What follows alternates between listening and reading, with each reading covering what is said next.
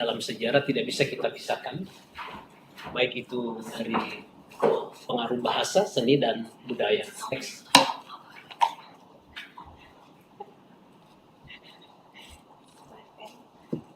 Indonesia memang agak unik karena terdiri dari begitu banyak kepulauan, 17.508 pulau dengan 38 provinsi tersebar dari Sabang hingga Merauke, sehingga provinsi ini atau negara ini memiliki pemerintahan yang sangat banyak, yaitu local government, itu kurang lebih 416 kabupaten dan 98 kota.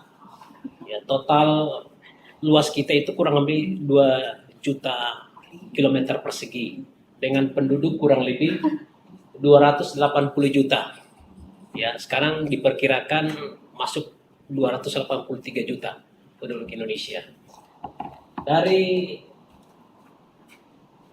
5 pulau, ya, pulau besar, mulai dari Jawa, Sumatera, Sulawesi, Kalimantan, dan Maluku, Papua, termasuk yang ke-6, Pulau Sunda Kelapa. Itu yang terbesar, 157 juta jiwa itu ada di Jawa. Kalau kita lihat luasnya, ya kurang lebih luas daripada next. Ini kita lihat luasnya ini, Pulau Jawa itu hanya 473 km dengan penduduk di Pulau Jawa 138.000 dengan penduduk 150 juta. Jadi lebih dari 50% ya penduduk itu ada di Pulau Jawa. Ya, dibandingkan dengan pulau kita, kami di sini Gorontalo, UBM di sini. Ya, luasnya 180, ya lebih luas daripada Jawa, tapi penduduknya hanya 20 juta. Ya, kurang lebih hanya tidak sampai 8% berada di Pulau Sulawesi. Ya, sedangkan kalau kita lihat Kalimantan, di sini ada Malaysia. Ya, kita luasnya itu 743.000, hanya 17 juta. Ya, dibandingkan dengan pulau-pulau yang Pulau Jawa, ya, kemudian Pulau Sumatera, di atasnya ada Malaysia. Nah, ini kondisi negara kita yang sampai sekarang banyak persoalan-persoalan yang tidak bisa diselesaikan dalam pemerintahan 20 tahun kemarin. Next. Saya ingin memperlihatkan kebijakan pendidikan di Indonesia, kepemimpinan 3 periode pemerintahan kita mulai tahun 2000 sampai 2025. Next. Kita lihat pemerintahan Megawati, saya lihat dari sisi kebijakan pendidikan, ya khususnya pendidikan tinggi di Indonesia. Pada saat Megawati ya menjadi presiden, kebijakan-kebijakan pendidikan di Indonesia khusus pendidikan tinggi, beliau mengeluarkan namanya revisi undang-undang ya, sistem pendidikan tinggi. Dari tahun 89 pertama kali kita punya sistem pendidikan regulasi diatur, kemudian beliau revisi pada sistem pendidikan tinggi kita pada tahun 2003. Di dalam undang-undang ini, regulasi ini, ya, itu diatur bagaimana sistem pendidikan tinggi mulai dari dasar, menengah, sampai dengan pendidikan tinggi. Nah, kemudian beliau juga, Bu Mega, beliau mewajibkan ada namanya di undang-undang itu wajib belajar 9 tahun. Ya.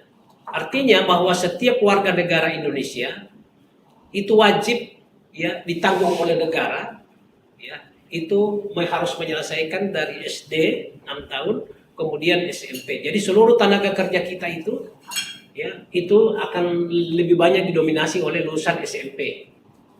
Nah, pada pemerintahan Pak SBY ini hanya 3 tahun setelah mengganti Pak Habibie, kemudian beliau naik, kemudian pada pemerintahan SBY 2004 sampai 2014, ya, ada terjadi perubahan dari nomenklatur pendidikan, Departemen Pendidikan, kemudian menjadi Kementerian Pendidikan.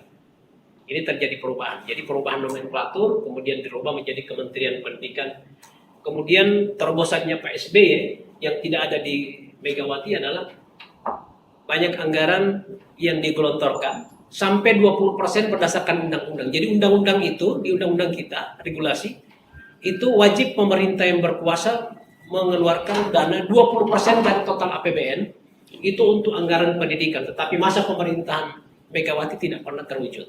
Akhirnya pada pemerintahan Pak SBY 2004 beliau mengeluarkan aturan regulasi anggaran pendidikan itu APBN National Budget ya 20% from national budget.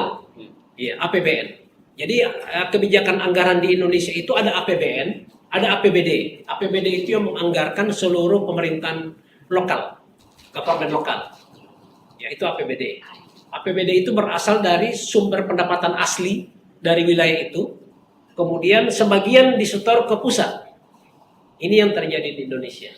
Nah, semasa pemerintahan Pak SBY itu 2 kali mengganti menteri. Pada saat beliau menjabat sebagai presiden periode pertama dipimpin oleh Pak Prof. Bambang Sudibyo, kemudian kedua setelah periode kedua, kemudian Muhammad Nuh. Nah, kita lihat perbedaan kebijakan pada saat Jokowi. Jokowi menjadi presiden itu 2 periode, yaitu mulai 2014 sampai dengan 2024. Apa yang terjadi?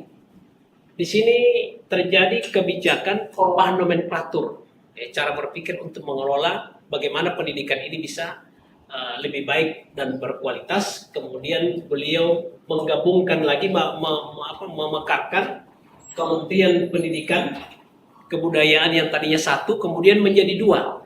Kementerian Pendidikan Dasar Menengah diurus oleh 1 kementerian, Kementerian Perguruan tinggi swasta dan negeri itu diurus oleh 1 kementerian, masuk di salah satu nomenklaturnya yaitu Kementerian Ristek dan Dikti. Ya, jadi Kementerian Riset, Teknologi dan Pendidikan Tinggi. Ya, ini yang terjadi pada saat era Jokowi. Dan ini tidak berlangsung lama. Ya. Pada era 2009 beliau, ya, dia gabungkan lagi ini. Ya. Jadi digabungkan lagi. Pada era 2019 kemudian menjadilah Kementerian Pendidikan dan Kebudayaan. 2 kementerian digabung lagi. Jadi yang terjadi di Indonesia. Ya. Kemudian setelah masa era Prabowo terjadi perubahan yang signifikan. Yang tadinya Kementerian Pendidikan Kebudayaan, Kementerian Pendidikan Kebudayaan membawahi 3 urusan, yaitu kebudayaan, pendidikan dasar dan pendidikan tinggi, ya, dasar dan menengah. Pada era Prabowo dibubarkan lagi, dipisahkan menjadi 3. Nanti saya jelaskan sebentar, next. Nah, apa permasalahan pendidikan di Indonesia? Ini menjadi informasi juga supaya mungkin kita bisa diskusi. Pada periode 2000 sampai 2024, kurang lebih 24 tahun. Ini yang terjadi Bapak Ibu sekalian. Ini data saya perlihatkan, data 2007, di mana perguruan tinggi kita termasuk ke negeri itu 4.442 untuk seluruh wilayah Indonesia. Ya. Tetapi dari 4.442 perguruan tinggi itu hanya 200 perguruan tinggi pemerintah. Ya, berarti kita memiliki perguruan tinggi swasta privat kurang lebih 4.242. Ya, begitu banyaknya pendidikan tinggi kita, sehingga apa yang terjadi? Ya, permasalahan pendidikan di Indonesia, anggarannya terbatas, ya, akses juga ada sekian ribu pulau, kami punya 5 pulau besar, ya, kemudian kualitas ini yang terjadi di mana bahwa anggaran, ya, semua masyarakat tidak bisa mengenyam pendidikan. Angka partisipasi kasar kita lebih rendah daripada Malaysia. Malaysia hampir 50, 48 kalau tidak salah. Kami di bawah 35. Artinya apa? Dari penduduk yang harusnya kuliah, kita hanya 35% yang bisa menikmati pendidikan tinggi. Ya. Oleh karena itu, kebijakan pemerintah mengeluarkan bahwa untuk membantu pemerintah, maka ya diminta masyarakat untuk bisa juga dipersilakan untuk bisa menyelenggarakan perguruan tinggi swasta. Akhirnya ada 4.200. Persoalannya apa? Terlalu banyaknya 4.200 mengelola perguruan tinggi. Ada perguruan tinggi yang asal mengelola, ya, standarnya tidak bermutu. kualitas pengajaran juga tidak bisa dipertanggungjawabkan. Akhirnya apa? Yang terjadi, mutu kita itu rendah, ya, sangat rendah. Ya. Belum terbatasnya kualitas SDM dosen di daerah-daerah seperti Gorontalo, ya, itu juga kesulitan. Kenapa dosen-dosen kita rata-rata, ya, tingkat jabatan fungsional guru besar sangat rendah, ya, karena persyaratan untuk menjadi guru besar harus doktor, ya, S3. Sehingga kita untuk kuliah saja itu untuk mengambil S3 tidak ada di Gorontalo. Kita harus keluar. Ya, untuk keluar setiap orang kan tidak akan mampu untuk membiayai seperti yang disampaikan tadi, di mana bahwa biaya sangat tinggi, apalagi mau keluar negeri. Ini ya akses pendidikan kita yang sangat tidak dari sisi kualitas, akses pendidikan dan lain-lain. Apa yang terjadi? Terjadilah ketimpangan di seluruh wilayah Indonesia. Semua dosen-dosen, contoh misalnya di Sulawesi itu kita ada di Makassar itu rata-rata guru besarnya lebih dari hampir 2.000 guru besar. Kalau di provinsi kita itu tidak sampai 10 orang, Pak Prof. Ini kan persoalan kualitas. Nah, next. Nah, ini persoalan-persoalan yang kita hadapi. Ketersediaan fasilitas, kesenjangan kurikulum, ya minimnya kerjasama dunia ini. So, kita tidak punya pabrik, Pak. Kita di Gorontalo itu kesulitan kita sekolah vokasi. Kemarin saya berdiskusi menyangkut perguruan tinggi negeri yang menutup 15 prodi jurusan vokasi. Yang harusnya kebijakan pemerintah pusat, ya, itu mengarah kepada penyiapan tenaga kerja siap pakai. Tetapi kenapa vokasinya ditutup? Ya, ada 15 bidang yang harusnya diploma 3, diploma 4 yang memang menghasilkan vokasi yang berkualitas, itu ditutup oleh perguruan tinggi negeri. Karena apa? Karena memang kesenjangan ini. Termasuk tidak ada kerjasama dengan dunia industri. Kalau misalnya pun ada, dia harus ke Jawa, biayanya mahal. Dia harus pakai pesawat, ya. Kemudian tinggal di sana semakin tinggi biayanya. Kemudian yang lain, ya, ini persepsi masyarakat. Kita di Indonesia itu, khususnya di wilayah-wilayah itu, Pak Prof, itu biasanya mereka itu ingin mencari pendidikan walaupun itu mereka tahu siap pakai, tapi biasanya gelar itu menjadi menentukan. Ada gelar. Ya, setiap studi mana gelarnya apa. Ini juga persepsi masyarakat yang masih tradisional. Nah, kemudian keterbatasan pengembangan soft skill. Ini kita masih jauh. Ya, next. Nah, ini struktur pendidikan kita. Ya, saya perlihatkan ini karena saya kira setiap negara berbeda. Dan kita berdasarkan peraturan pemerintah atau pemerintah itu kita dibagi 9 level. Ya, jadi level 3 ini, level 1, 2 itu adalah sederajat SMA, ya, SLTA.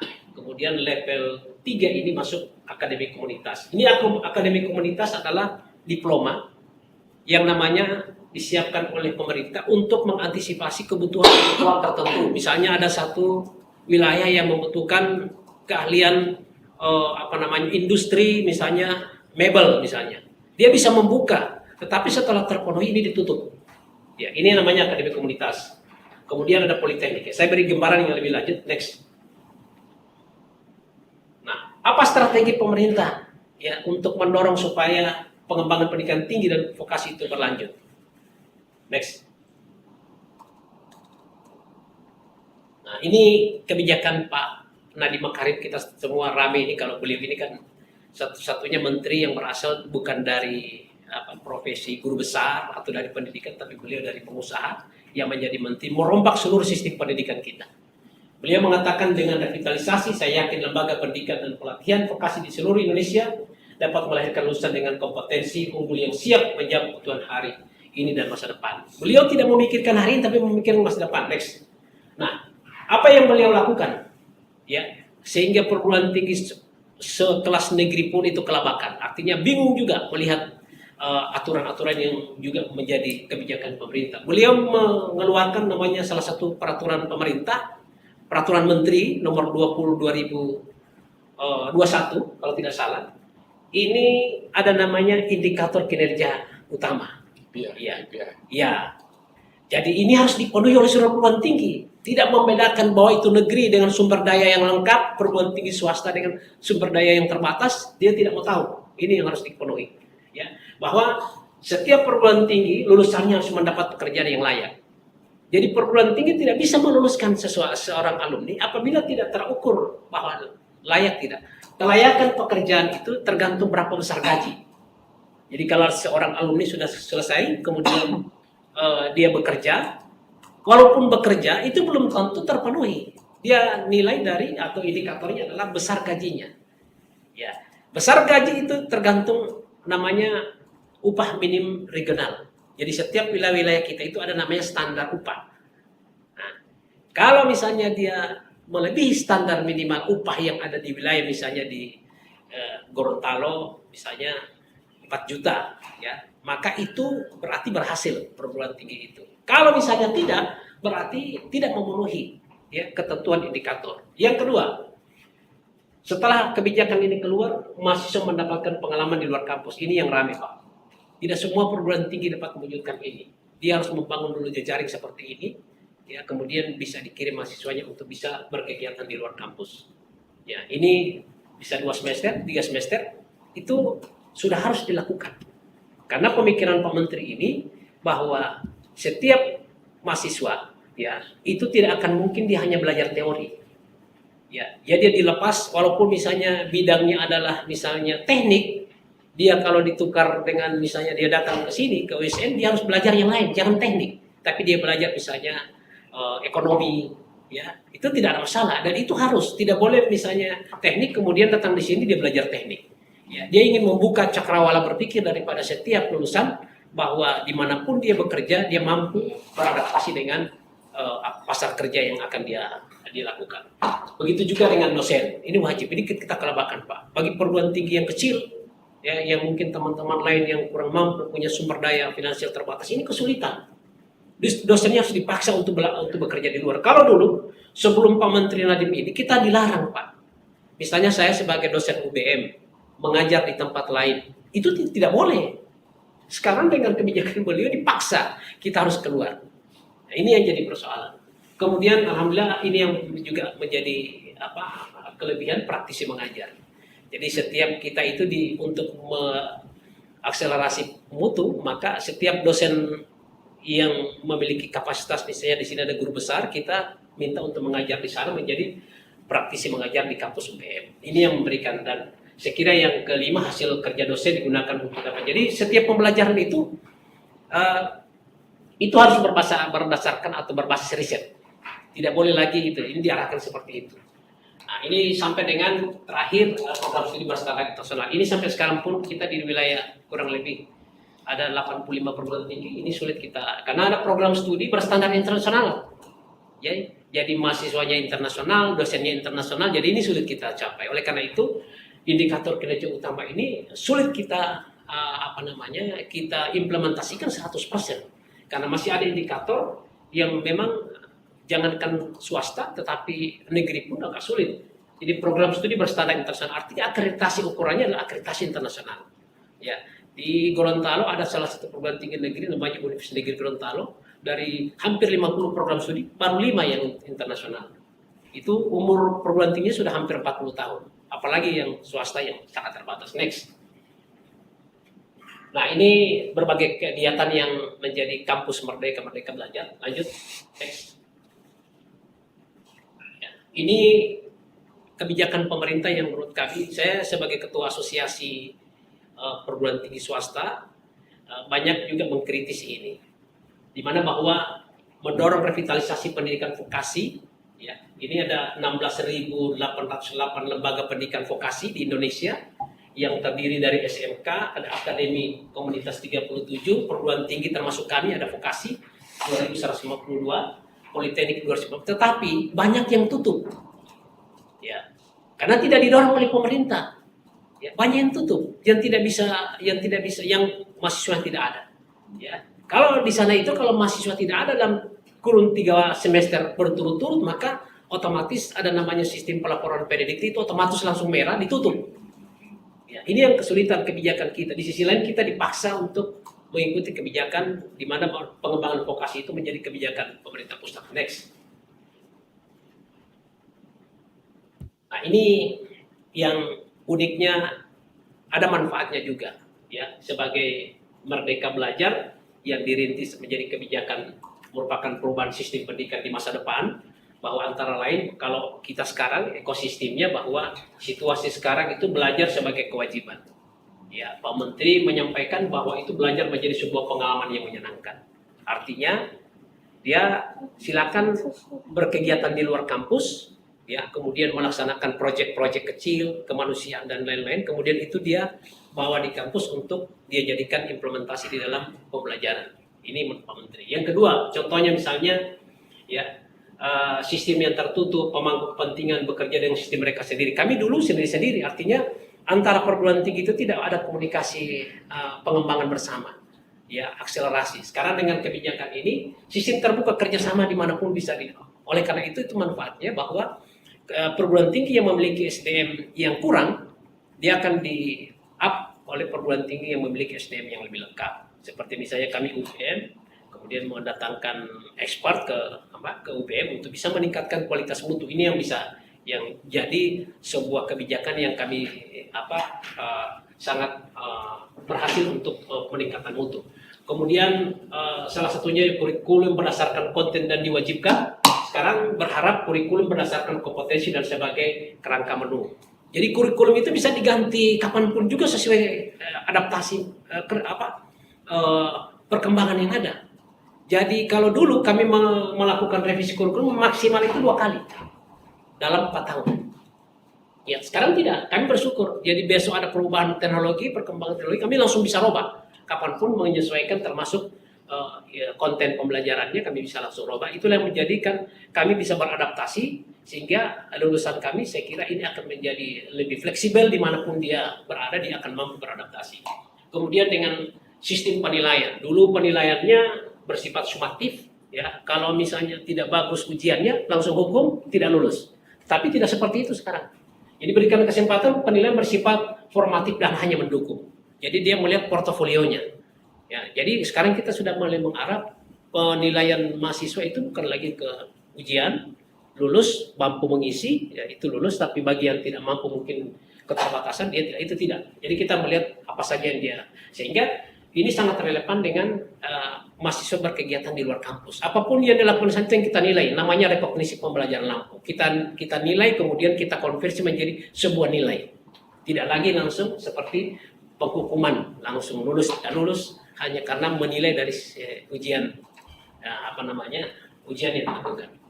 Ya, saya kira baru yang terakhir standar penilaian ya mahasiswa itu sudah berdasarkan portofolio. Ini sudah kita mulai bergeser.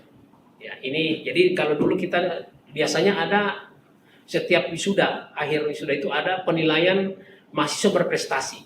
Kita sudah bergeser karena dulu IPK, indeks prestasi kumulatif tinggi, kita mulai bergeser dari portofolio. Apa yang dia lakukan sepanjang jadi mahasiswa, dia mungkin berprestasi lokal, regional, nasional, ini yang akan kita jadikan mahasiswa berprestasi.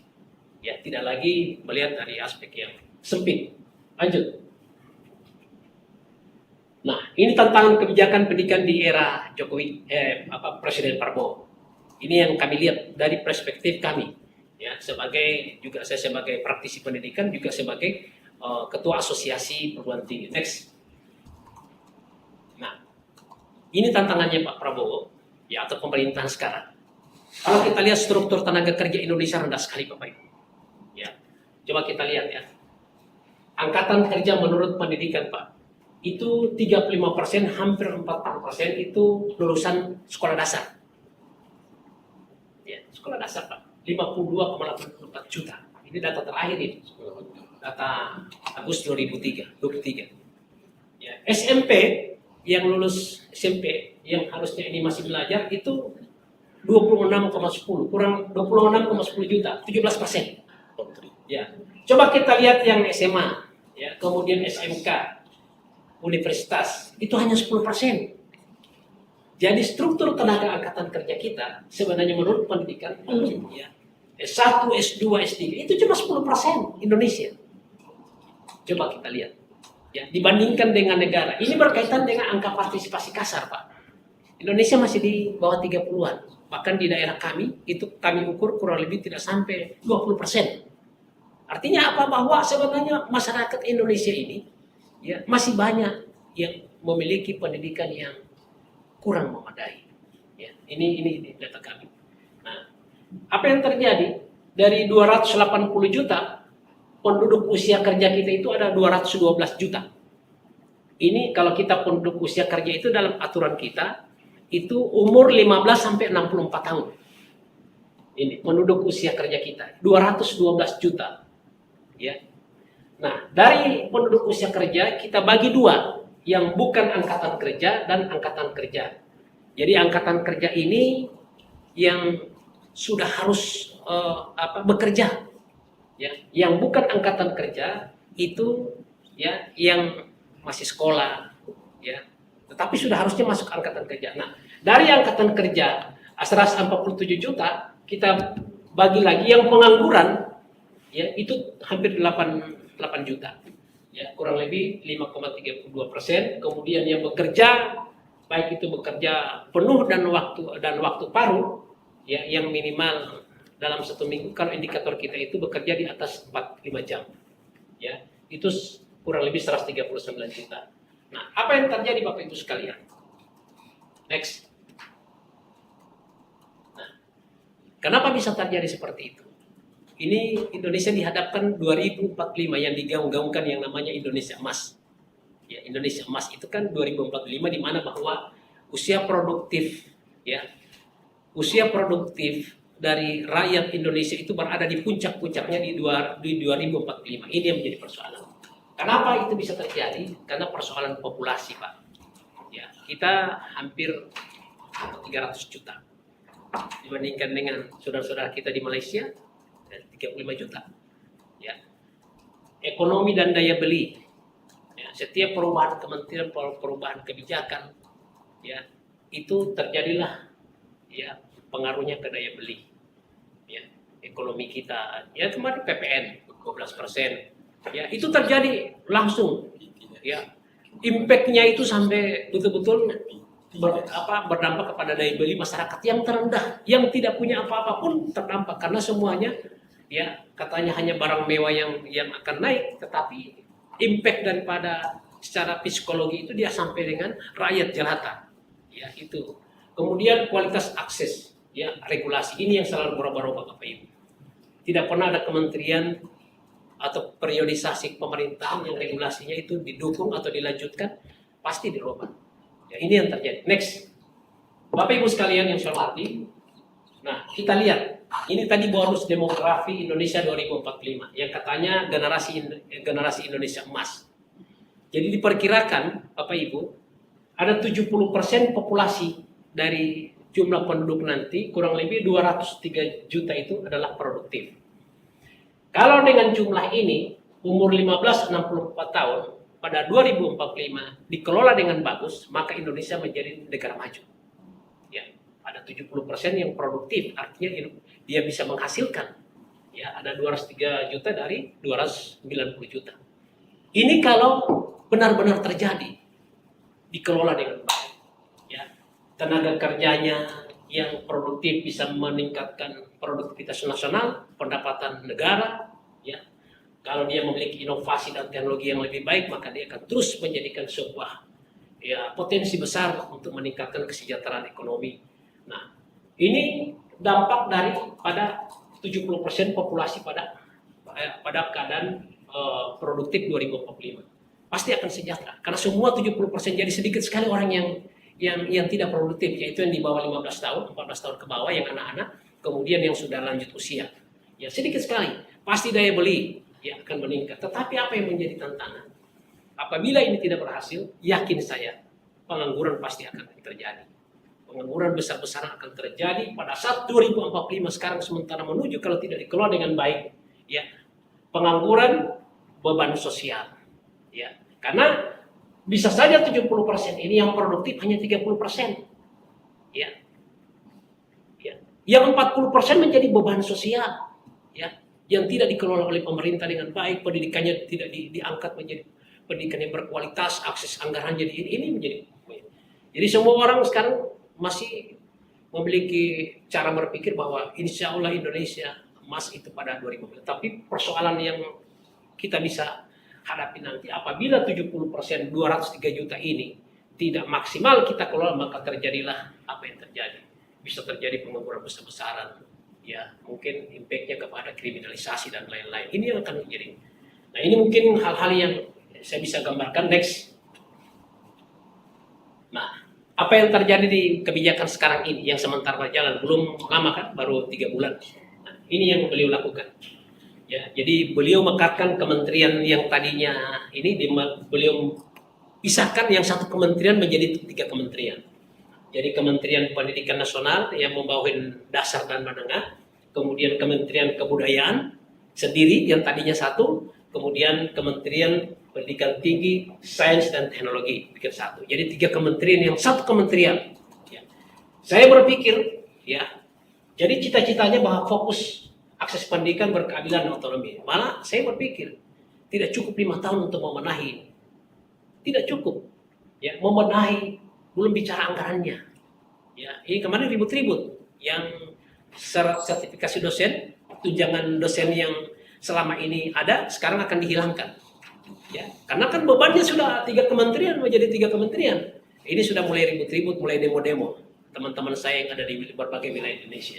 Nah, ini menjadi persoalan. Ya, nah, alokasi anggaran pendidikan APBN diperbesar katanya, tetapi ini tidak semudah. Apa yang terjadi? Harus menaikkan pajak. Ya, kan mau ambil anggaran dari mana? Pajak dinaikkan dengan asumsi katanya hanya untuk barang mewah, tetapi impactnya kan pasti ke bawah. Ya, ini yang menjadi persoalan. Ini APBN. Deregulasi. Ya, dia melakukan lagi evaluasi kembali terhadap kebijakan yang lama. Ini akan seperti ini. Jadi setiap pemerintahan kita akan habis ya bicara regulasi baru lagi. Jadi kita start nol lagi. Ya, ini yang jadi terjadi pendidikan Indonesia. Kesejahteraan guru, karena sudah berani berjanji akan menaikkan 2 juta per guru, kemarin sudah dieksekusi, sudah naik. Tetapi dosen-dosen yang pengajar lain kan bukan cuma guru, tapi ada dosen, ada tendik, ya ada perguruan tinggi negeri swasta, itu kan harus dipenuhi. Yang satu meminta, yang lain harus dipenuhi, karena itu kan berkeadilan yang beliau maksud. Kemudian beliau akan membangun sekolah unggulan infrastruktur pendidikan berkualitas. Ini menurut saya sangat ironis. Karena di Indonesia itu banyak sekali di namanya 3T, yaitu daerah-daerah wilayah tertinggal yang terluar dan terdepan di pesisir pantai, banyak sekali sekolah-sekolah itu Bapak Ibu yang hanya menggunakan tanah, alas tanah. Ya, bagaimana membangun infrastruktur baru dengan membuka lagi sekolah-sekolah baru? Kenapa anggaran yang itu tidak dialihkan untuk meningkatkan sarprasnya, meningkatkan kualitas gurunya? Ada satu sekolah yang mengajar SD sampai kelas 6 satu guru. Ya. Dari SD kelas 1 sampai kelas 6 dia ganti-gantian itu. Ya, hanya mengajar untuk ini kan persoalan ironis, ya.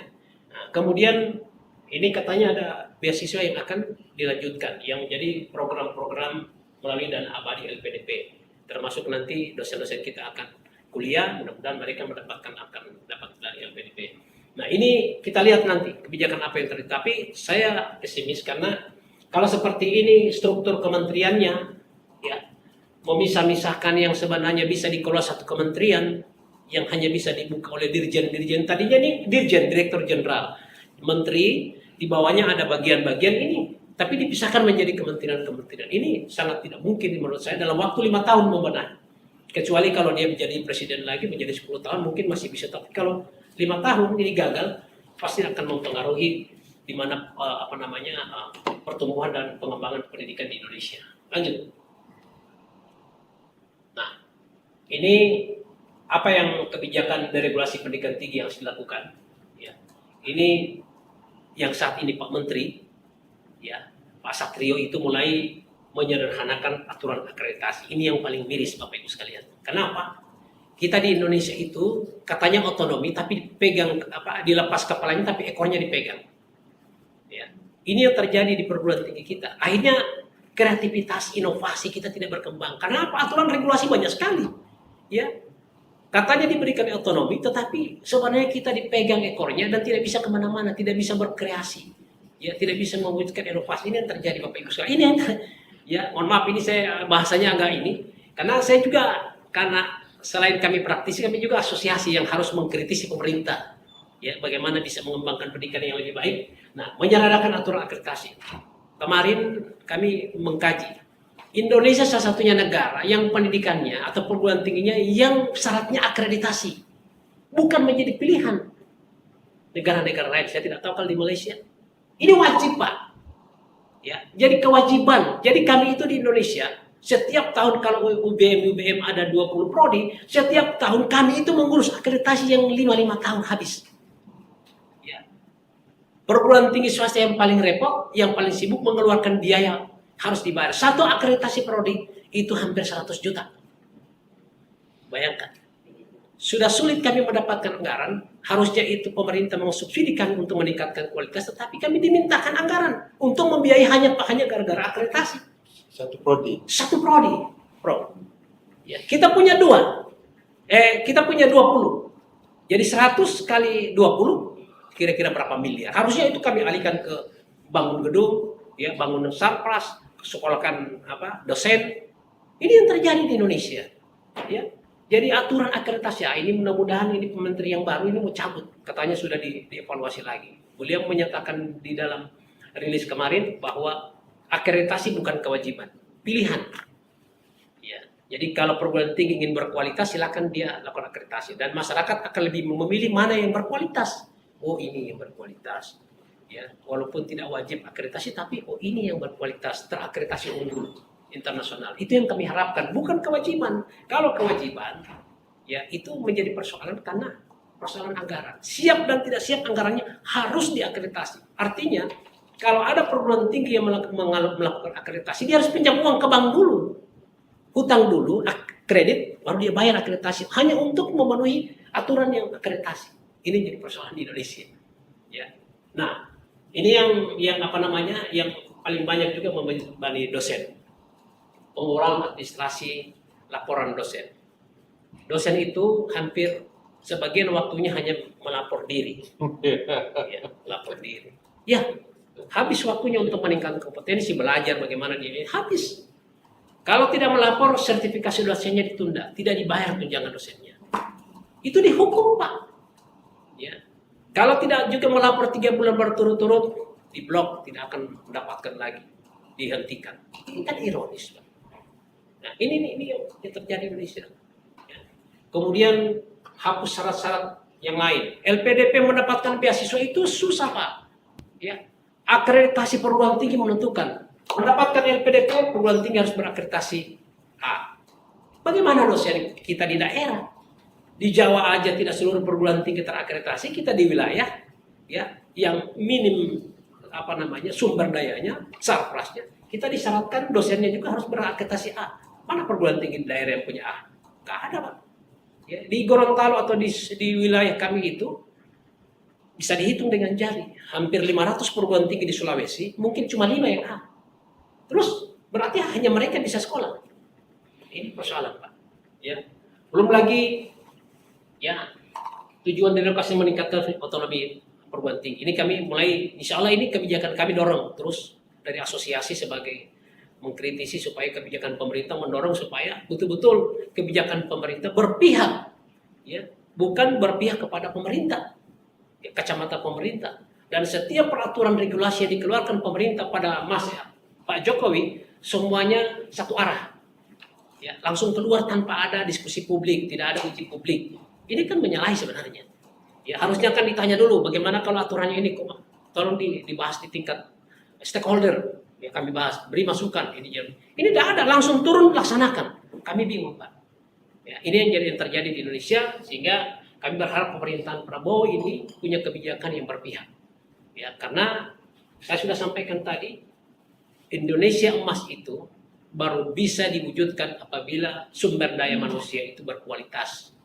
Apabila di saat 2045 tidak terjadi, ya syarat-syarat SDM yang berkualitas semakin terjadi adalah musibah kita. Ya, 70% 203 juta diharapkan menjadi produktif, malah sebaliknya, maka itu akan menjadi persoalan di kemudian hari. Saya kira itu saja barangkali, masih banyak, tapi saya kira itu yang bisa saya sharing kepada Bapak Ibu. Mudah-mudahan informasi ini bisa bermanfaat. Mohon maaf atas segala kekurangan. Assalamualaikum warahmatullahi wabarakatuh.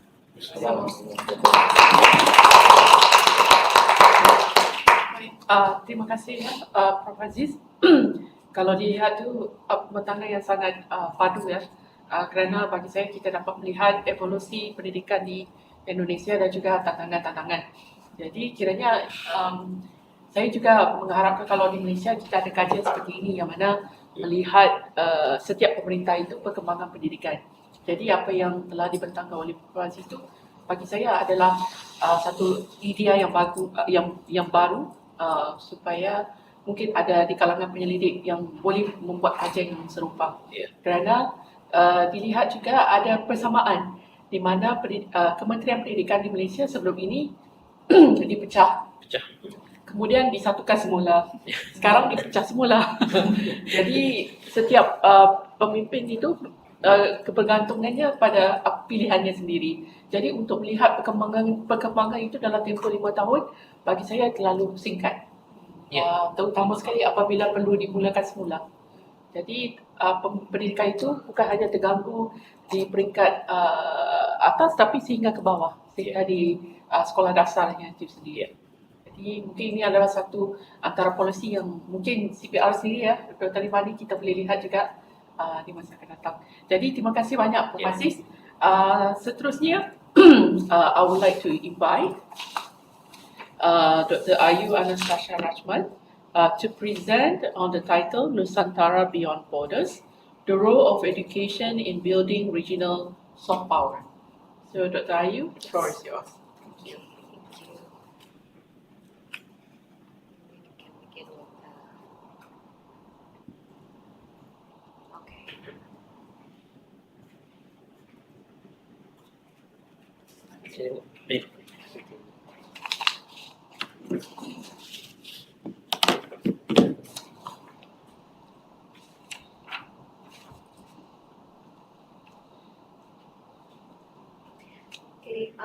Good morning, everyone.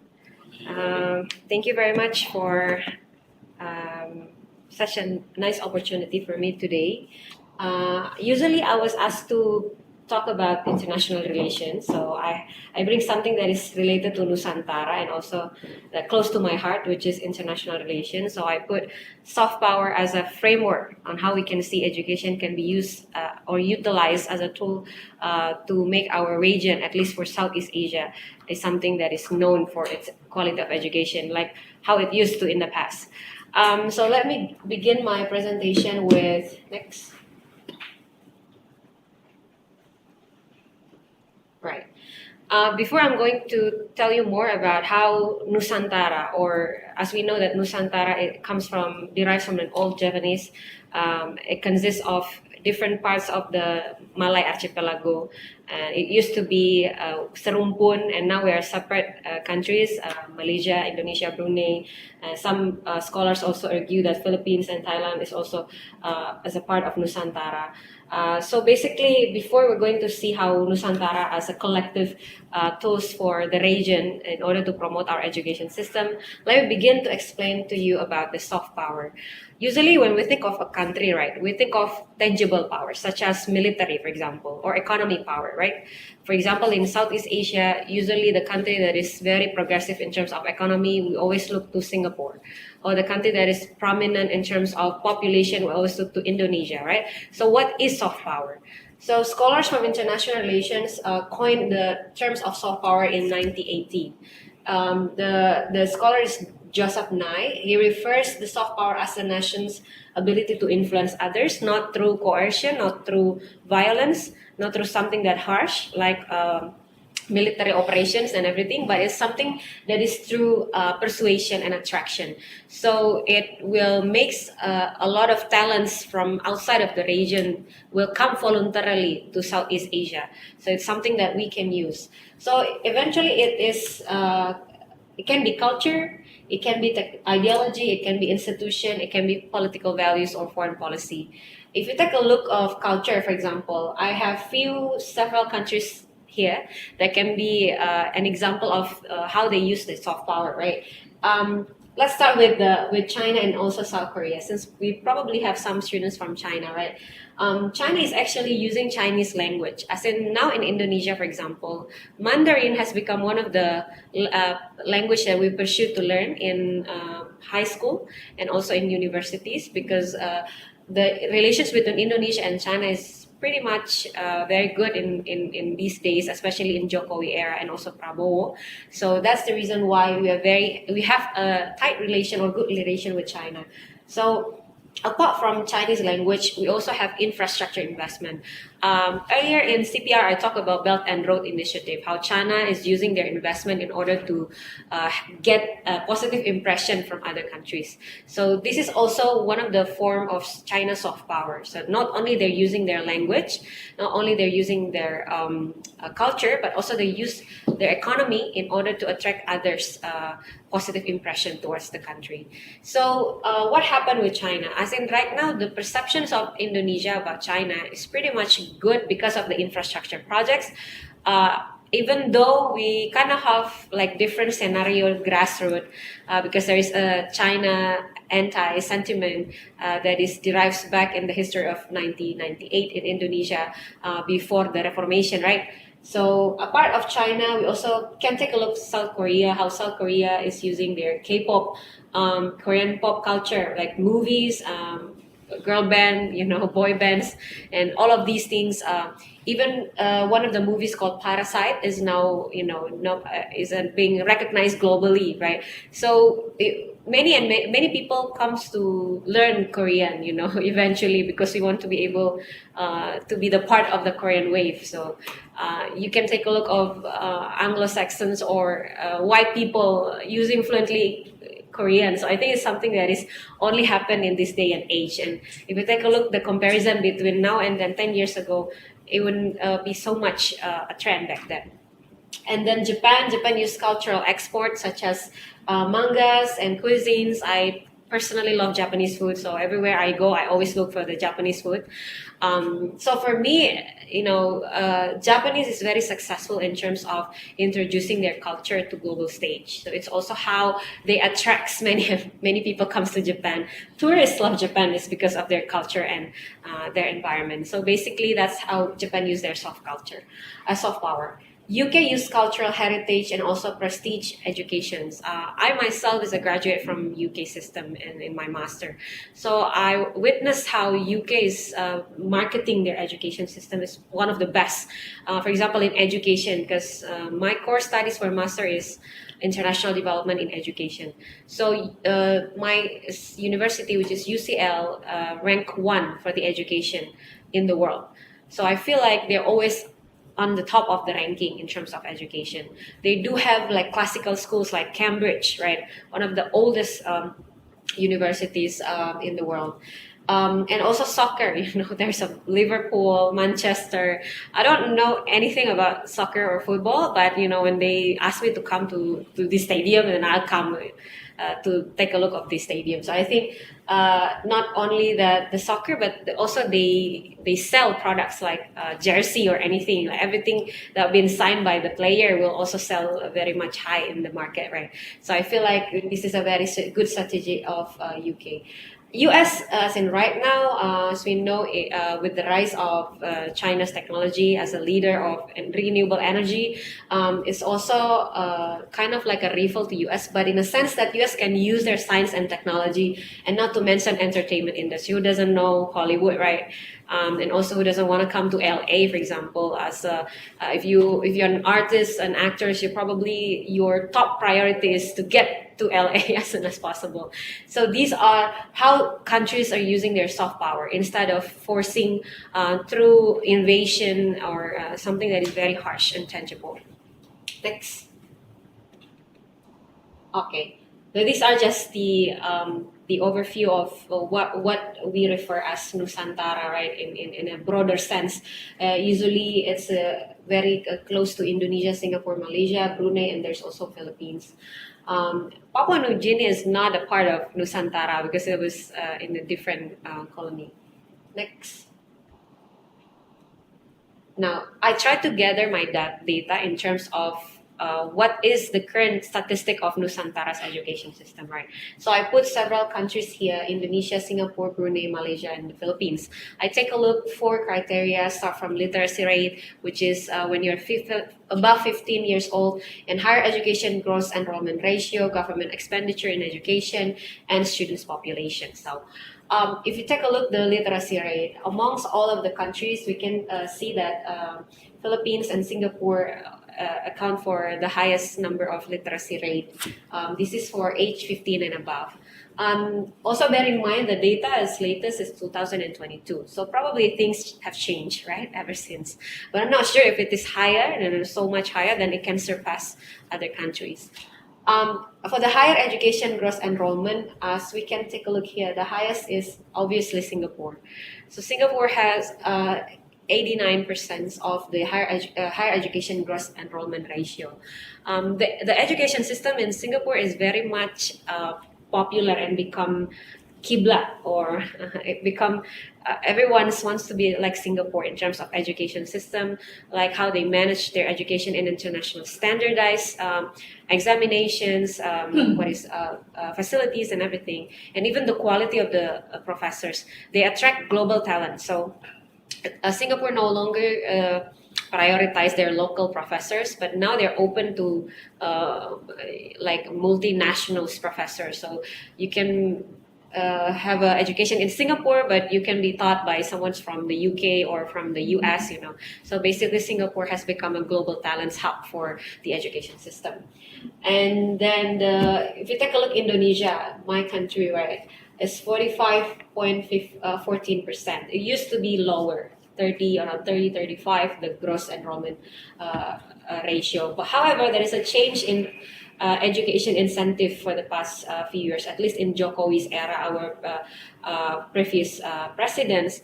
Out of 20% of the education budget, I feel like it has been allocated most to scholarships for younger generations to go abroad or to have educations in the top university in Indonesia. So that is exactly why it attracts more younger to be higher educated, because, you know, government fund me and I can get into the top schools basically. And then if you take a look, at least I feel like almost half of the population is almost half the higher education gross enrollment ratio.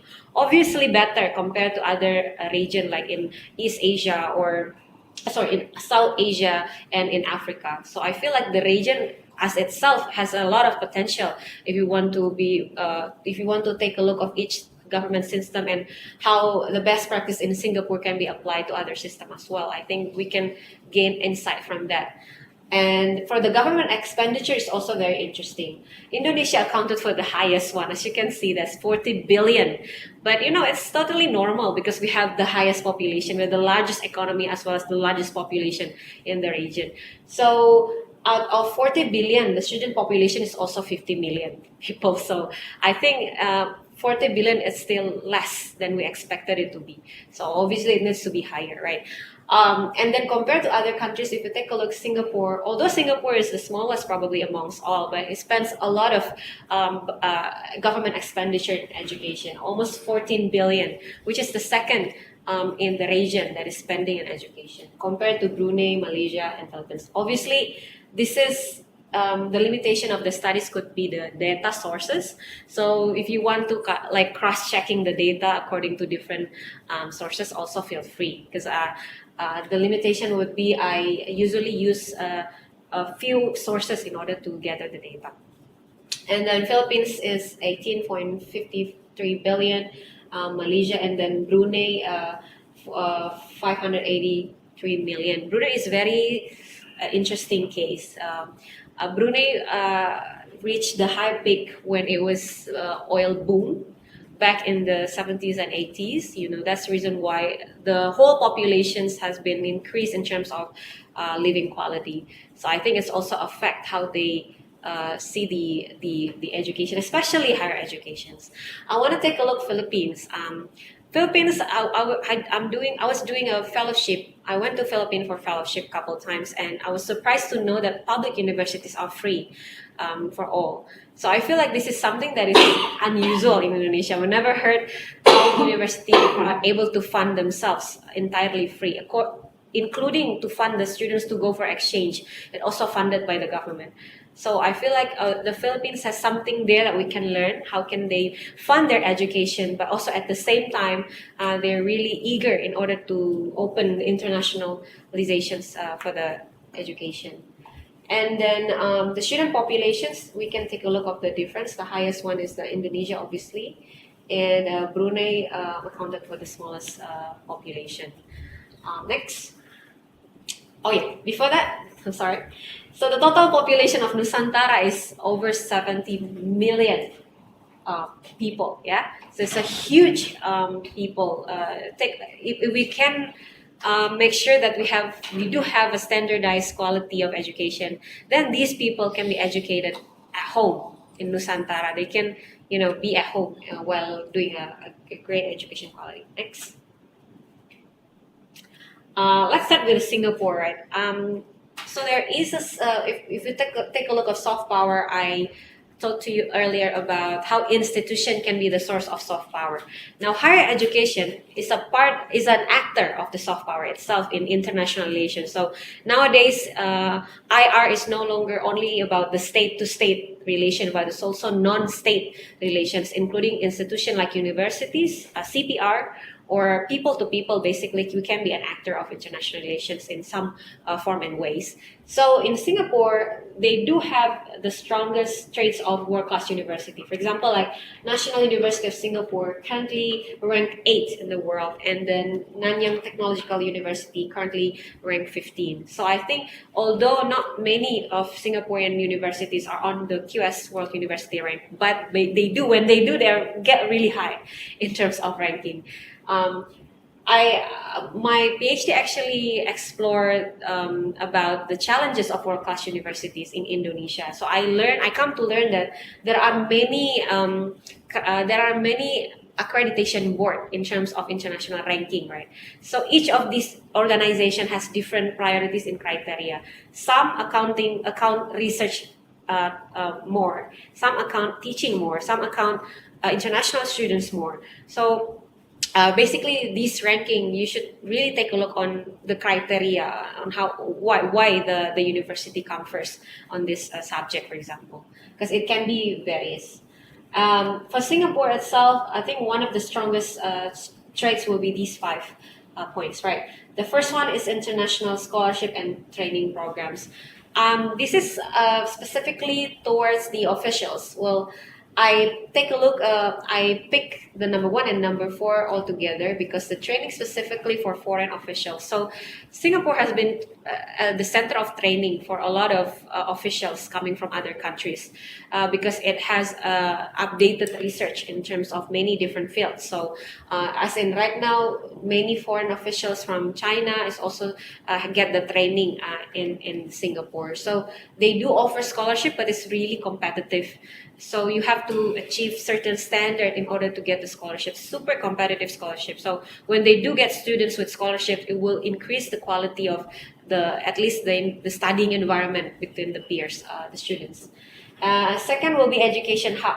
I mentioned earlier that Singapore is a hub for global talents, not only hub for global talents, but also education hub for world-class universities and world-class scientists. So sometimes when they want to have a research, especially science, most of them will refer to NUS or NTU for the research fellowships.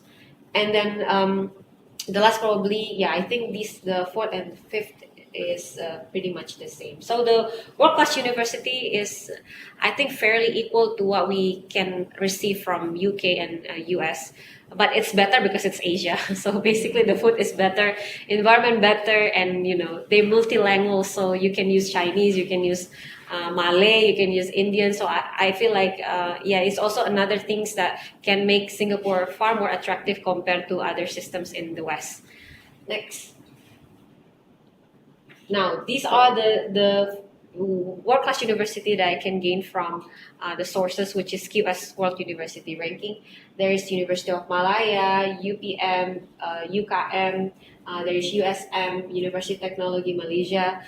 Obviously, there are more, but I feel like if we want to use QS, probably should be top 300, right, for the QS university rank. So basically, these are the things that I find on internet. So feel free as Malaysian, you want to add more about these points. But one of the things that we can think about is there's an act back in regulation where the government allow foreign universities to open university in Malaysia. I feel like it's a good nudge for local universities to enhance their quality. So the students will pick them over the overseas universities. Indonesia just received one, which is Monash universities. It wasn't that popular as we expected it to be. So once, I think for years, government reject the idea of allowing foreign universities in Indonesia. Reason being, society wants the government to focus more on local universities and invest in local university first.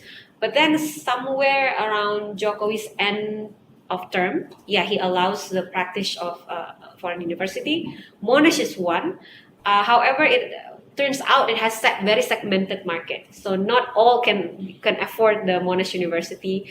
Most of our population will just go to regular university.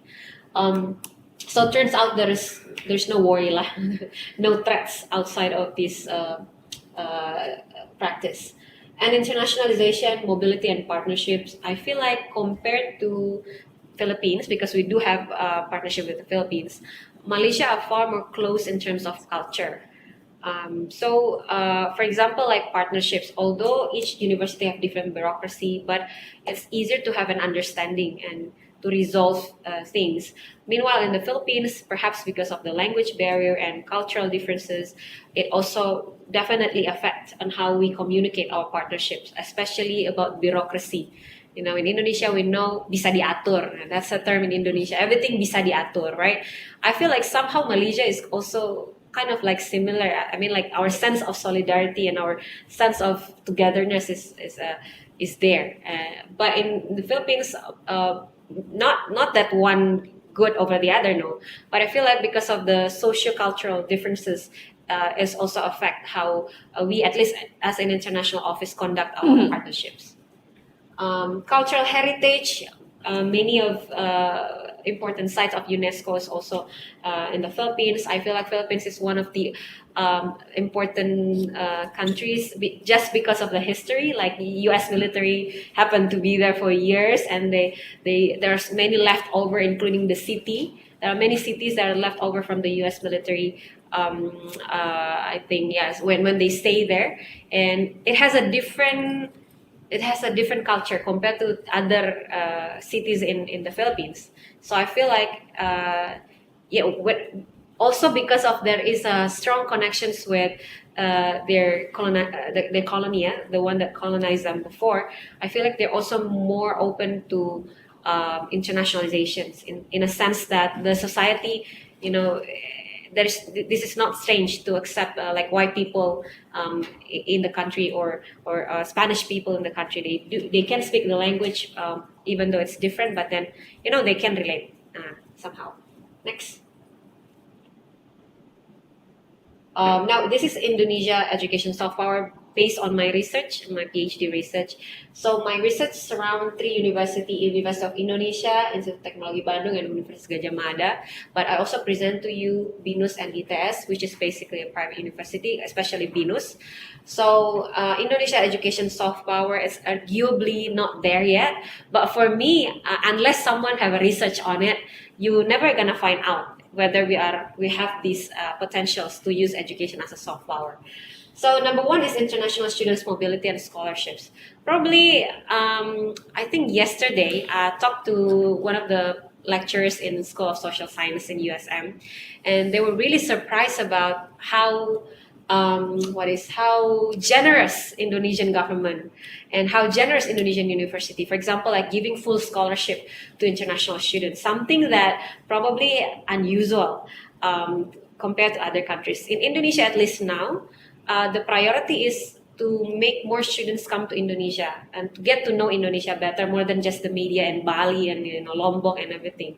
So how to get to know to other parts of Indonesia, because we're archipelago, so we are spread over this huge land and maritimes. So basically right now we do have a lot of scholarship for international students, which will also be a really good opportunity for us to bringing more talents to Indonesia, and international mobility as well. But I think there should be a switch in terms of how they conduct international mobility overseas. I like this one more, obviously, compared to the one that we just listen to the programs and we just listen to the structures. Like the one when they visit Indonesia, for example, we kind of like explain to them, these are our structure, this is our rector, this is our programs. I think it's better for us to have an exchange of knowledge. So in a sense that whenever there is a mobility, rather than just do promotions or information sharing sessions, why not make it something more scientific, or at least closer to kajian ilmiah or this session, right? I think it's very interesting.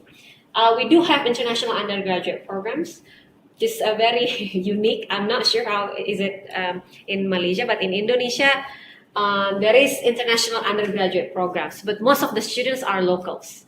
So not internationals.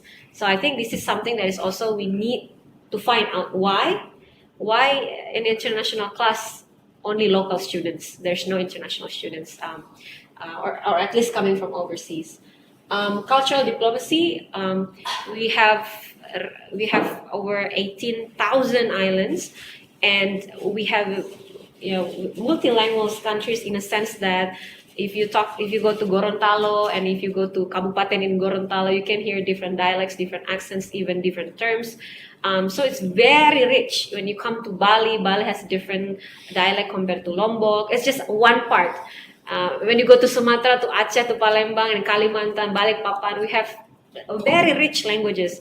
And I think it's a good thing that our founding fathers used Indonesia language to gather us all. Unless, or if he didn't do that, then I think we will become an independent country ourselves, because we have a completely different race. For example, there's some Malay and also Sunda, Jawa for us, and then also the Melanesian, which is from Papua, Maluku, including Sulawesi is also the combinations of all. So cultural diplomacy, obviously Bahasa Indonesia. That's why when you want to come to Indonesia as international student, at least to UBM, we will give you Indonesian course. So you'll be able to learn Indonesia, and because we're a huge market, probably someday in the future, if you want to work in Indonesia, working in our technology company or anywhere else, you can use Bahasa, and there is a sympathy over someone who can speak native or local language. I feel like that can be a benefit when you want to work overseas. You should learn the language, and that's the reason why I think language shouldn't be a barrier. Some of us cannot speak English, and it's totally understandable, but we can use technology to kind of like delete the barriers basically, and we can try some other ways in order to interact. I mean, long time ago, human doesn't have a language, but they can communicate anyway. We can survive. Civilization thrives. So I think it's something that we can work on. And knowledge diplomacy, Indonesia is known for so basically with the geographical advantage of Indonesia, even though there's more likely to have floods or earthquakes. But also, if you take a look from positive side, it could be a source of research. You can be the earth science, for example. One of the first science that the world are looking from Indonesia is the earth science. So we do have a professors from Gorontalo, which is also one of the first professors in earth science.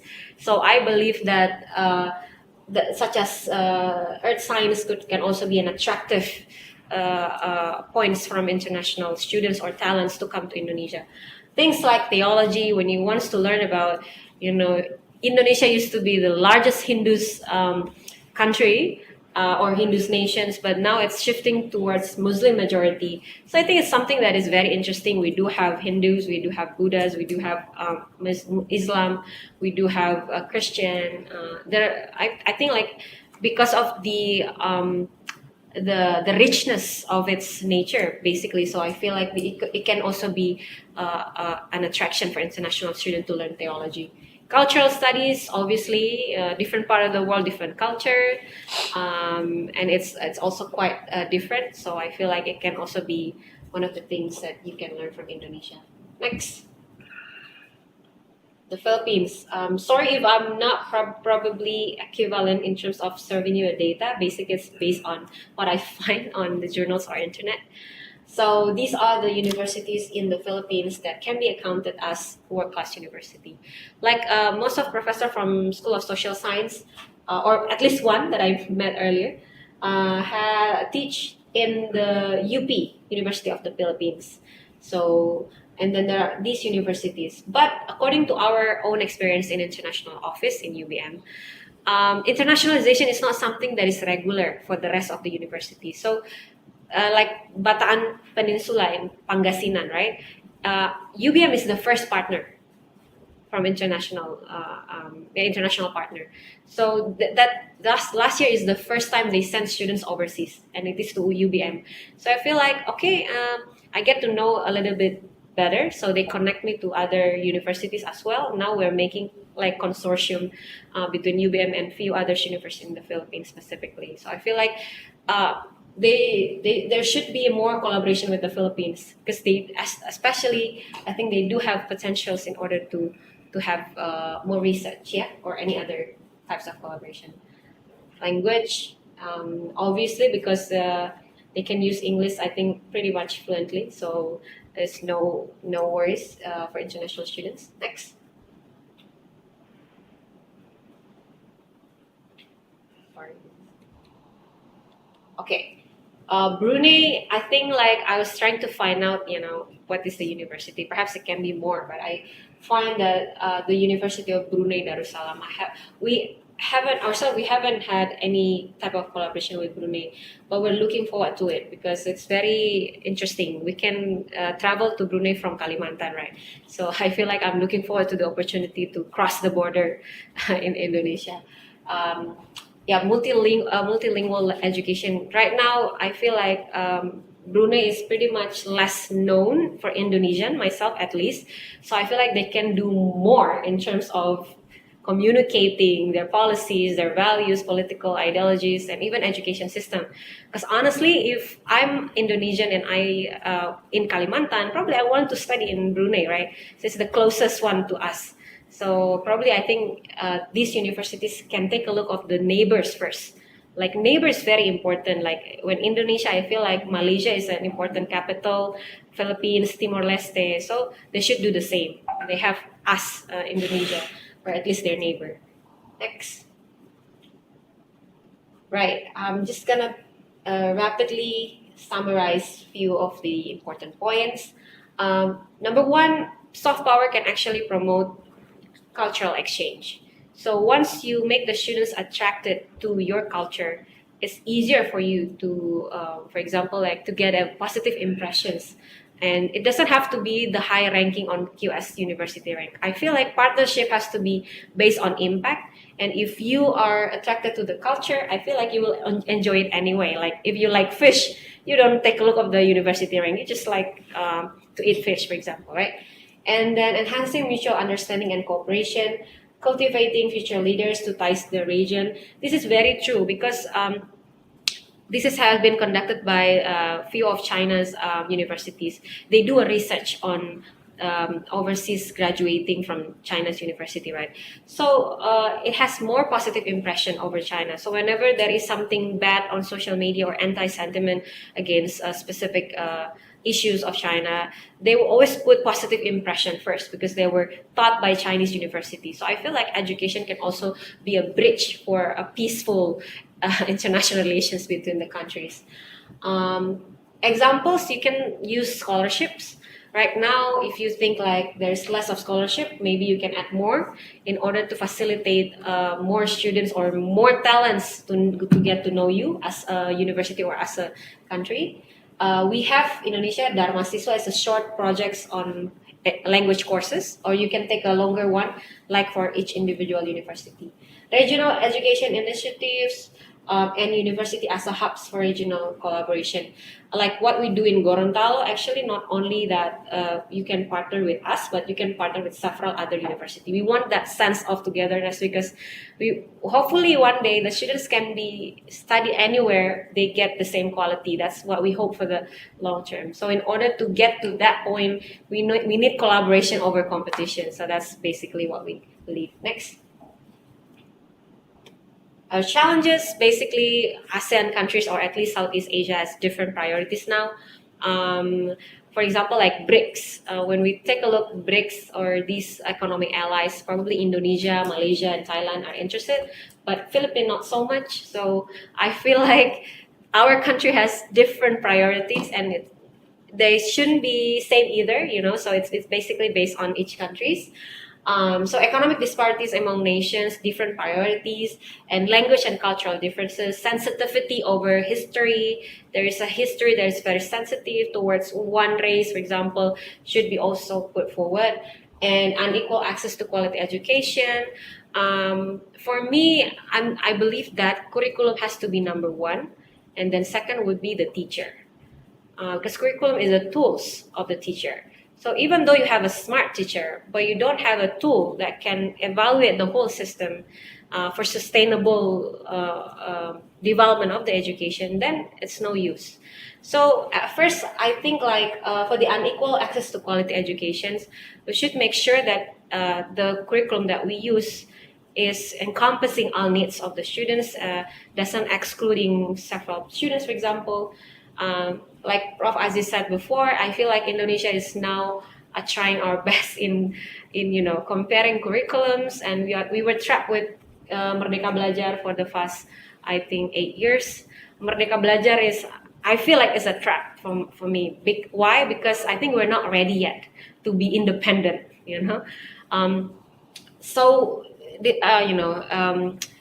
Rather than comparing ourselves to country like Polandia or Sweden or Belgium, very Scandinavian countries, very established education. Why don't we compare ourselves to something closer to heart? Like the Chinese institution, I feel like they have a good strong traits in terms of test-based education. So everything has to be tested and everything.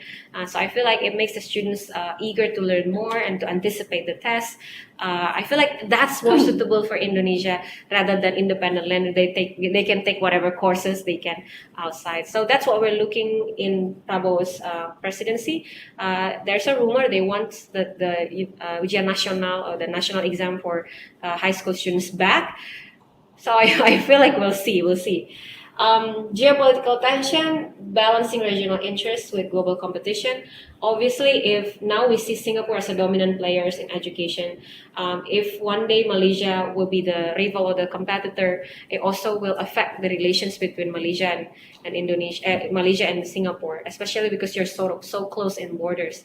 I feel like for once, if you both excel in the same thing, which is education, for example, several fields, eventually you'll become a rival at the end of the day. You'll compete over each other. Managing relationship with external powers. You retire already, right? Next. Opportunities to grow. Yeah, we can start from collaboration, doesn't have to be very high in ranking. We can start from very simple activities. We can create the sense of togetherness, and we can get familiar with each other first. We can create the sense of trust. We can sense there are many things that it will be benefit from collaboration. Research, enhancing student and faculty mobility. Perhaps research initiative. I feel like our experience with professors from University of Malaya have taught us that sometimes the lectures the satisfaction comes from the evidence, like the impact that they do for others. So we try to make programs that will directly in society and also connecting them to main stakeholders like local governments and everything. So they feel like their research has been really useful for the society. It will also increase the attractions of the collaboration. showcasing regional identity. We can use education to promote our history and culture. Like the one that I told you before about earth science, I feel like we should talk a lot more about it as Indonesian, because probably less people know about how earth science is very strong. It used to be very strong in Indonesia. We should keep repeating the narration that we are very strong in certain field.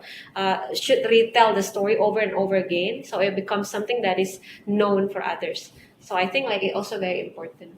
Creating curriculum content to emphasize Nusantara values. So it's not a segmented. It's not like we're very different. We have something in common. I think is very much is a great points to bring forward rather than differences. Yeah, I think last slide. Oh, this is just a case study. We can use consortium like ASEAN University Network, or we can make consortium for other types of collaboration. Basically, it depends on the university, and we can use best practice from other countries, from other regions, using education as a soft power. But our experience with University of Utara Malaysia, when they teach us about world university ranking and global accreditation, global ranking, we feel like it is we're unrelated. We can't relate to the experience because they're one of the, I think they're very old university. Yeah, University of Utara Malaysia is probably way back. Most of Indonesian universities is probably built after 2000, so we cannot relate into some parts. Maybe we can share something in common, so we can face our own struggle in order to make our universities better quality. Next, I think that's all. Yeah. Finally, I think it has to be a regional identity. So whenever people ask which region, popular for education, they will always say Southeast Asia. That's our task. So not only they look at Singapore, but they can look at Malaysia, Philippines, Vietnam, and Indonesia with the same light. So whenever you study in these countries, in Nusantara, you get the same quality of education. That is our, I think, shared goals altogether. Yes. And at the end of the day, when we have a strong influence in global education, it will also affect diplomacy. For example, like the giving of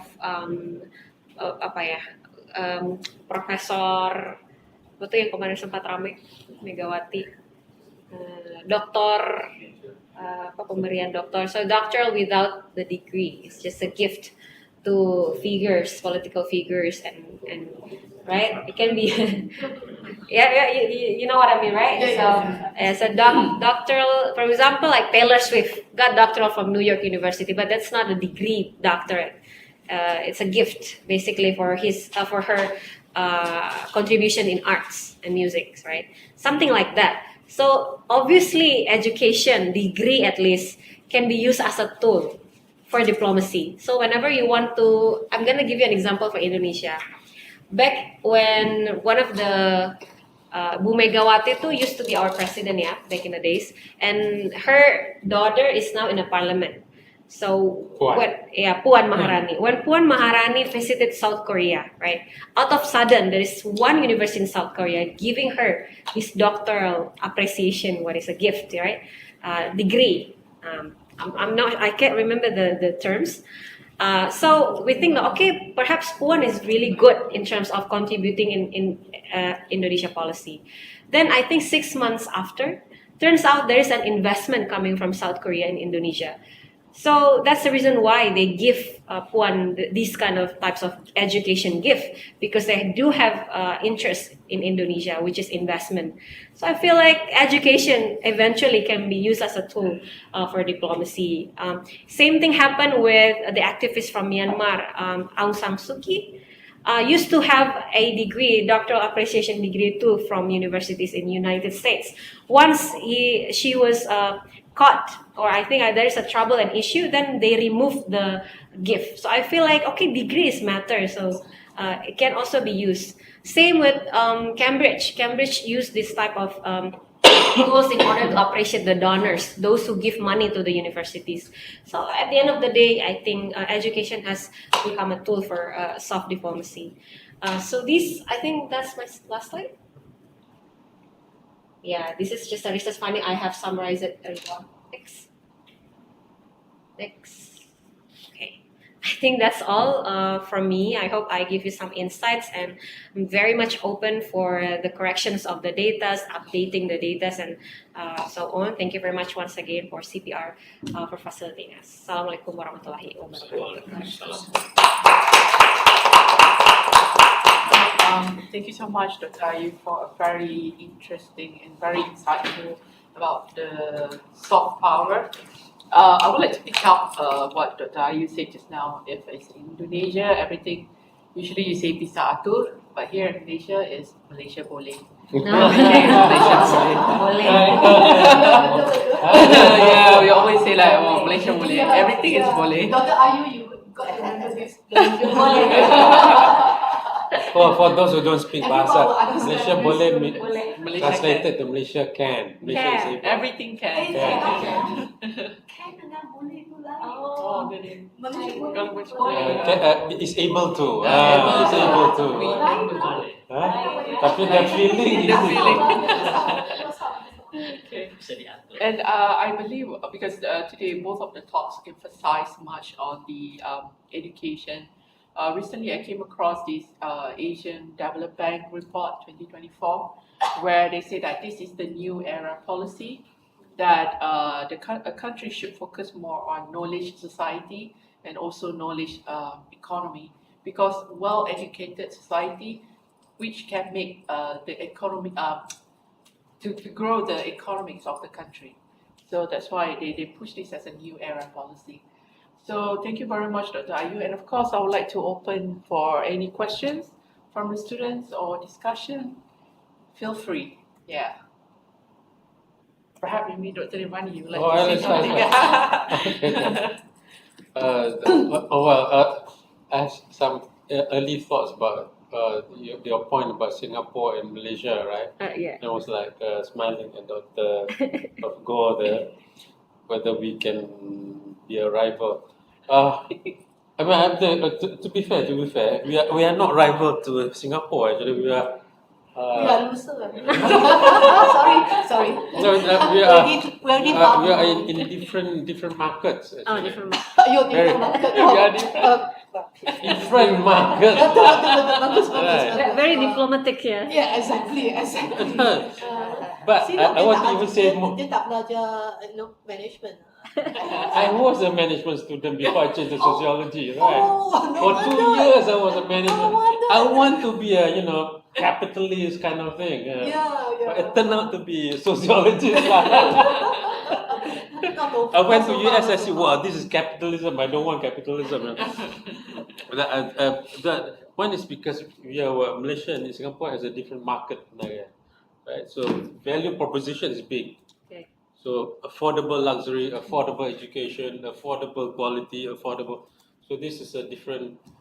Singapore cannot beat Malaysia on affordability. Yes. So it's a. Right. So when it comes to market pricing, Different. Malaysia wins on pricing, right?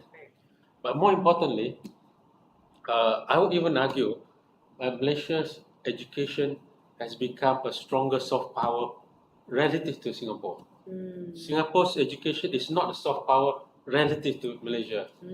Prabowo is a graduate of Malaysia. Right? He went to VI, Victoria Institution. And the vice president graduate from Singapore. Cocok lah. Yeah. Gibran. Oh, are you sure? Not sure, but that's what the media told. Are you sure? I'm not sure about it. Okay, what is it I want to say just now? Not relative. The Singapore's education as a soft power is not as strong as Malaysia's education as a soft power because of the quantity of people coming to Malaysia. So Malaysia is top 10 education hub of the world right now. So in terms of education, so value proposition for the money you pay, the quality you get, Malaysia is up there. So in terms of quality, Malaysia is not Rolls Royce, right? But Malaysia is Toyota. Yeah, practical. Yes, a lot more people buy Toyota than Rolls Royce, right? You know what I mean? Because the value proposition is better, right? You know the Japanese car now is they are struggling very hard to compete with car from China. China BYD, yeah. Because their cost You can ask the Chinese students. BYD, right? The battery, it says like you have 40%. The Suddenly electric car. at 20% it stops. Am I right? Ah, Yeah, so that's why I haven't bought BYD. I'm still waiting that they're improving their technology. they will improve. soon. I'm sure they will improve. Don't worry Yes. about it. Yeah. Anyway, and so there's I think there's a point. So if we talk about coming to the point about soft power again. So the value proposition is important. I think Indonesia as an education hub has a strong value proposition and has not been captured by the education administration and all that. And that was promoted by our Vice Chancellor, Rektor kami dulu ya. Dia bilang gini, he said this, we should have an education to send students to the toughest area. Right? Jadi kalau ada universitas di tempat tertinggal, di situ we should send people so that they experience the education outside of the campus more so. So how do people in the poorest environment experience education? Right? And there are local wisdom. Indonesia is rich with local wisdom, and that can be a very strong soft power. And Singapore cannot offer that. Correct. Singapore is completely defeated by Indonesia's local wisdom. So you can pitch this. You want Western society in Asia, go to Singapore. But you want to learn Asia, you want to learn local wisdom, come to Indonesia. Yeah. So just beat Singapore just like that. So Singapore, okay, I cannot find that. You want to have fake Asia, go to Singapore. You want to have real Asia, come to Indonesia. Yeah, about that. Yes, A bit racist that, but it's okay. Good thing we don't have Singaporean here. Good thing we don't have Singaporean here. It's okay if Singaporean will listen to me and they will say, yeah. Because they come up to Malaysia to eat musangking. Oh yeah. I have Singaporean friends, they say, and US friends. I come to. They try to grow musangking, but they're not successful. So I think that's the point there. Right? So each country will have certain niches and special position, ciri khusus like Prof. Aziz was saying this now, right? And that should be the strength, right? So in China, it will be different proposition, like you want to learn to be a successful communist businessman, go to China. That's most successful communist business, right? How to plan an economy, how to run an economy based on centralization. I think that's a good example. So Indonesia doesn't have to become like Singapore, or doesn't have to become Malaysia because we are so close to each other. But Indonesia has that true, authentic, local wisdom thing. Like Gorontalo has its own special cultural, indigenous, local wisdom, right? So our Vice Chancellor last time, Prof. Zul, said that we should have an education system where one semester they go to the Philippines. Exactly. And learn from the Philippines, how is it, what's the life in the Philippines and that kind of thing. And the Exposure is important. exposure. So if they're all McDonald's, what's the point, right? If you want to go to, eat Peking duck, right? We want to eat bakso, we want to eat tom yum. So and we have different education. I think that's the point to it. And then become the soft power will be the real authentic soft power. I think that's my take about Singapore, Malaysia, and then the rest. So much, Dr. Rahman. Thank you. I mean, I will agree to what Dr. Rahman just mentioned about if you want to learn about culture, you go to Indonesia, pergi ke Indonesia. Tapi kalau mau lebih kepada merasa itu kebaratannya ke Singapura. Singapore. Tapi kalau lihatnya memang You want to have party, go to Thailand. ya. Jadi kalau dilihat yang lebih ramai kalau pelajar dari negara barat yang ke Indonesia bisa bicara dalam bahasa Indon. Jadi itu satu perkara yang saya kagum sebab kalau dilihat di video di YouTube, if you can see at the YouTube video, it's like most of the Western students they can speak in Indonesia, which is very impressive, and they managed to like conduct the whole conversation in Indonesia. So I think Indonesia, the soft power is the language itself and the culture itself, which something that we Malaysia we have to learn. I think in Penang we have our own soft power, which is food. Yes.